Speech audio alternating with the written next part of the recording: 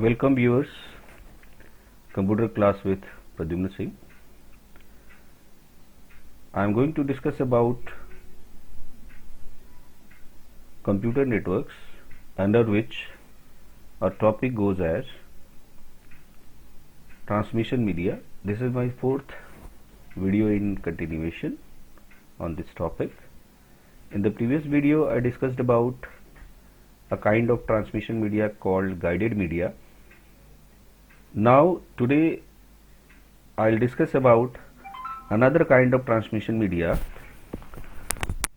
namely unguided or wireless media. Unguided or wireless media, as you know that in this technique the wires are not used and the data are transferred through electromagnetic waves without using a physical conductor, which means these electromagnetic waves are broadcasted through air or water, therefore are available to anyone that has a device which can receive them. So I think you must be clear with, we must have a mechanism through which this electromagnetic waves are transmitted, right? And at the other end, to receive such waves we require a receiver also. If we have that device, then we can receive always such signals and can utilize the data came through in our purposes. I am going to tell you about the variety of unguided or wireless medias we have. Some of the wireless medias are, first one is the infrared. You must have heard about infrared because in very household devices we have the presence of infrared. Further you will come to know that how they are available. These waves are between the frequencies 300 gigahertz and 400 terahertz in the electromagnetic spectrum. Their wavelengths are shorter than microwaves but longer than the visible light, which means the other types of unguided media that we are going to learn, like microwaves, as compared to them, the infrared wavelengths are smaller or shorter, so they cannot go for the longer distances, right? But they are longer than visible light. So infrared propagate is line of sight, means till the area where our we can see. Scientists divide the infrared radiation in three different regions. The near IR band, first one is the near IR band, ranges between 750 to 1300 nanometer. The intermediate IR band, or it is also known as middle IR band, ranges between 1300 to 3000 nanometer. The far IR band ranges between 3000 nanometer to 1.4000 or 104 nanometer. So by this you must get an idea that definitely it comes in three varieties. So in various household articles they are used in these using any of these ranges. Further, it says that they cannot penetrate walls and sun's infrared rays interfere with these rays, which means that it cannot penetrate walls. Means one room, if you are trying to access it, in another room the waves cannot be reached.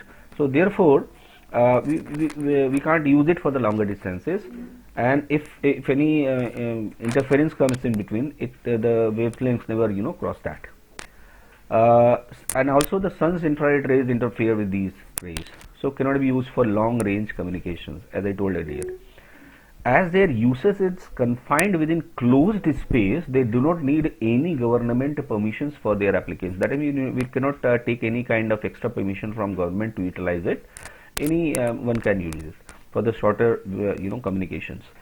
Infrared communication requires a transceiver. Transceiver means a device which can transmit as well as receive the data through these infrared waves, right? So in both devices, wherein the communication is to be established, there must be a transceiver so that the data can be transmitted as well as can be received.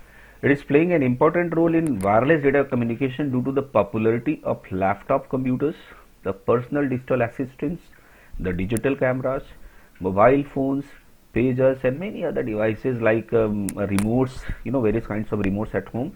There we find the presence of infrared. Through that only the various programs are opened and closed. Now let's see some advantages and disadvantages of infrared. Since it is having a short range of communication as stated earlier, hence it is considered to be a secure mode of transmission. No one can hack it because the wavelengths are less small, so cannot penetrate walls, cannot go beyond boundaries. So within boundaries we can utilize it very safely and securely. Second, it is quite inexpensive transmission of medium. That is another advantage. We do not need to expand more.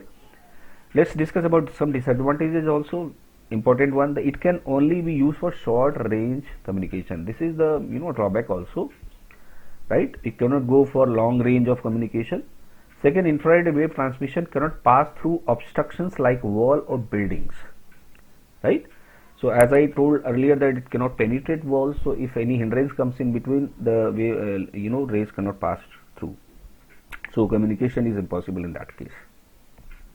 Let's discuss about another kind of unguided media, microwave link.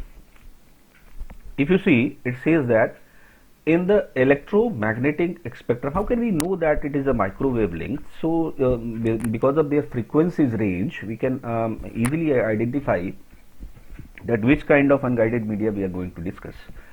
So its frequencies ranges between 1 gigahertz to 3000 gigahertz, and if they fall within these ranges, that means they are microwaves. And this technology was developed during World War II, between the year 1939 to 49, if you remember, in connection with secret military radar research. Today, it is used primarily in microwave ovens and communications. You must have heard about microwave ovens at your homes. So there also microwave rays are used here also, and in communications also it is used if its frequencies falls between the range of 1 gigahertz to 3000 gigahertz. It uses high frequency radio signals to transmit data through space, entire globe. The data can be sent through microwave link. Okay, like radio waves, it can pass through obstacles, right? Buildings or mountains, etc. Means they cannot affect on it. It can pass through any kind of walls, any kind of buildings, any kind of mountains. Okay, like infrared, it is not like it can penetrate walls. Microwaves offer a line of sight method of communication. I'll make you understand in the next slide through picture that how can we say that it offers a line of sight method of communication. A transmitter and a receiver of a microwave systems are mounted on a very high towers, and both should be visible to each other. That means towers are set, to transmit the signals from one place to another at proper distances.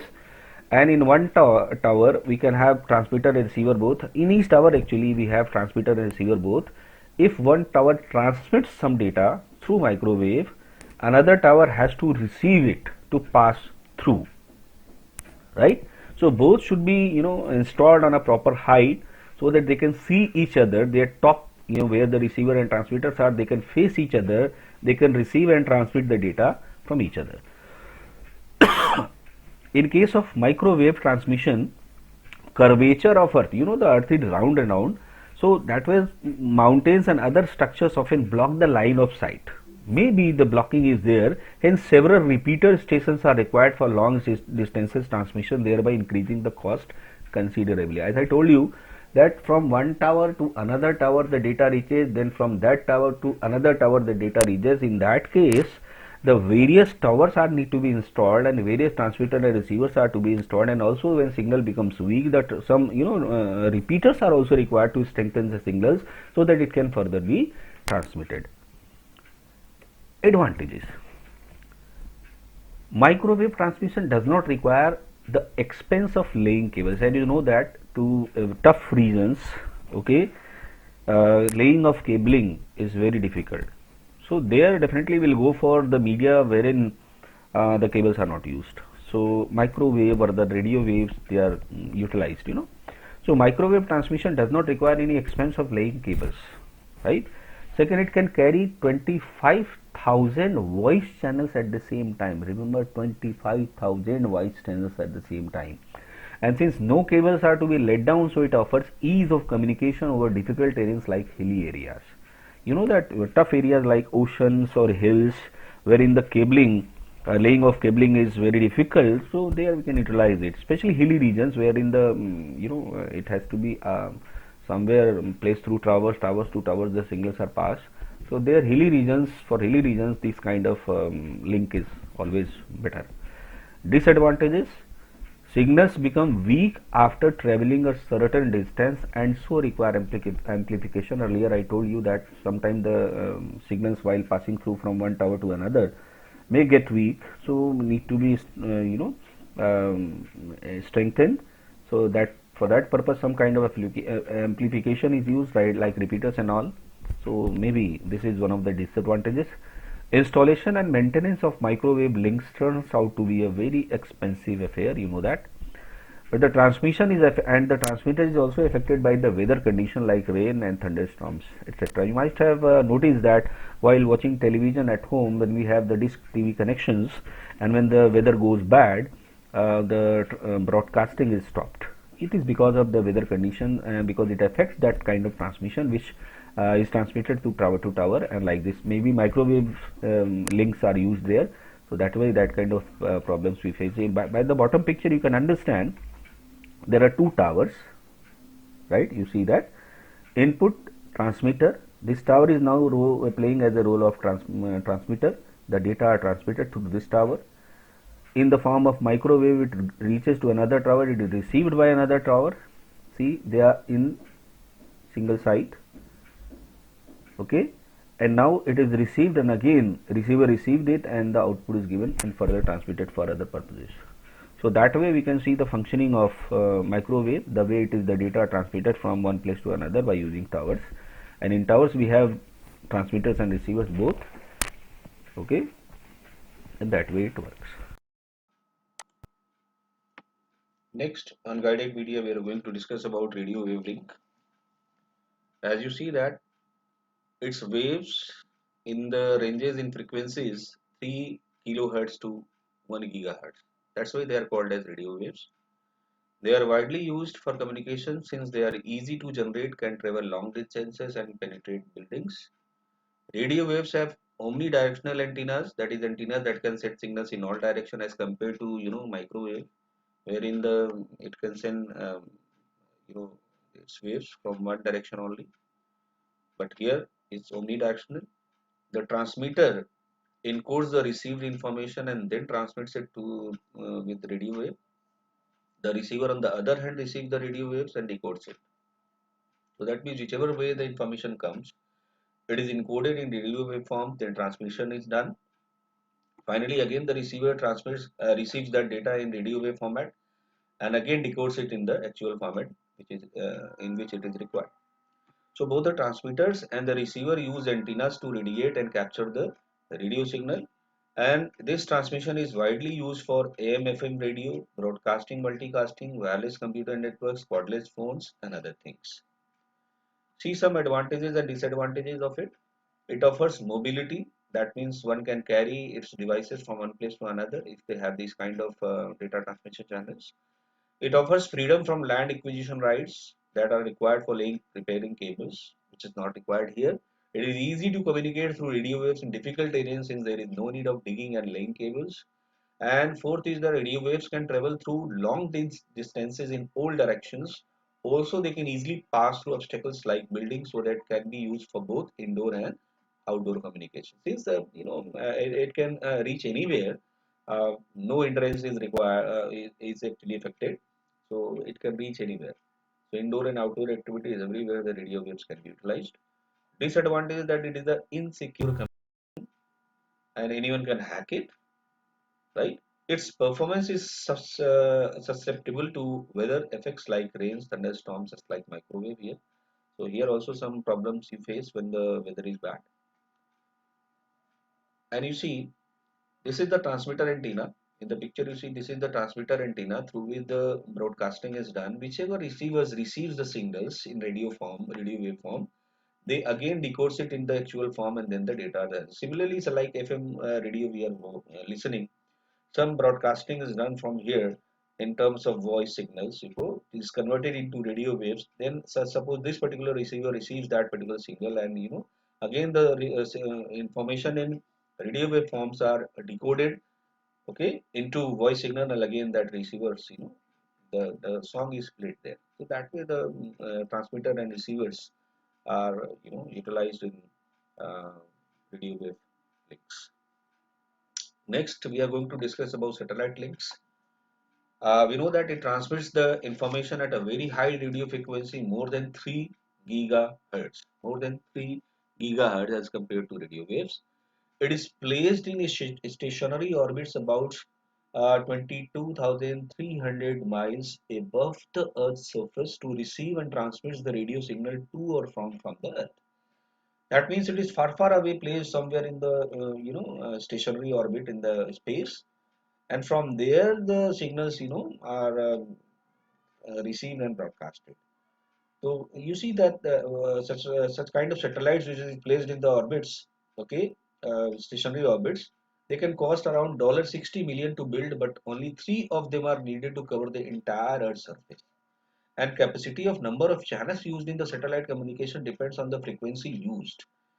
Typical data transfer rates, as you see, that 1 to 10 Mbps, and satellites are specially used for remote locations which are difficult to reach with bad infrastructure. Also, communication and data transfer on internet and is only possible through satellites.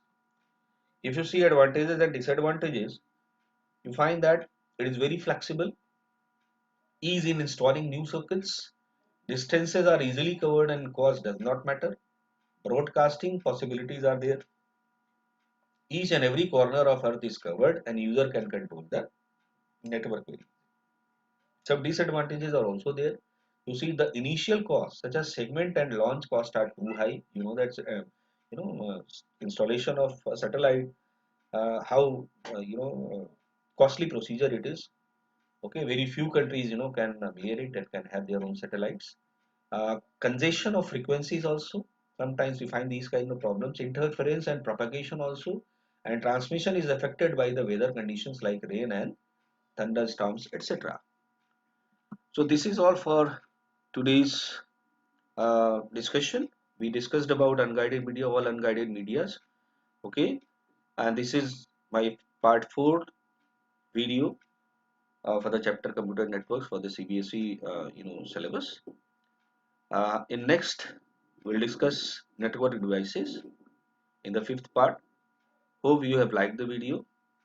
If so, please like and subscribe. Thank you.